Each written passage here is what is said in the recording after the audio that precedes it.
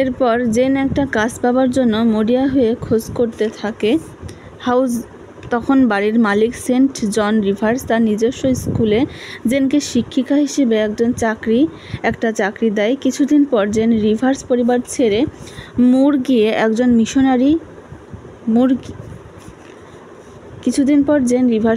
ছেড়ে মুর হাউসে বাস করতে শুরু করলো, কারণ সেটা জেনের স্কুলের খুব কাছাকাছি। সেন্ট জন রিভার্স ছিলেন একজন পাদ্রী, আর তার উদ্দেশ্য ছিল তিনি ভারতে গিয়ে একজন মিশনারি হবেন। জেনের বিশ্বস্ততা এবং কর্মসহিষ্ণুতায়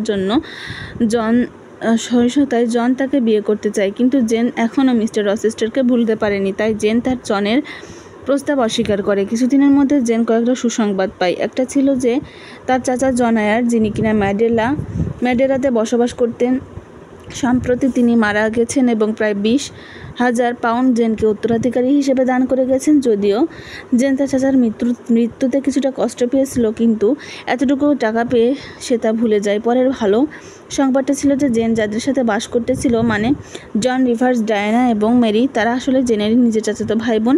জেন এটা জানতে পেরে প্রচণ্ড খুশি হয়। জেন উত্তরাধিকারী সূত্রে যে 20,000 পাউন্ড পেয়েছিল তা থেকে সে জন, ডায়ানা এবং মেরিকেও সমান ভাগ দেয়। যদিও জন ও তার বোনেরা তা নিতে রাজি হয়নি, কিন্তু জেন এক প্রকার জোর করেই তাদের বাধ্য করেছে নিতে। এরপর জেন যখন আবারও জেনকে বিয়ে করার প্রস্তাব দিতে থাকে, এক রাতে স্বপ্নে জেন বাইরে যেন কার গলার আওয়াজ শুনতে পায়, আর মনে হয় ওই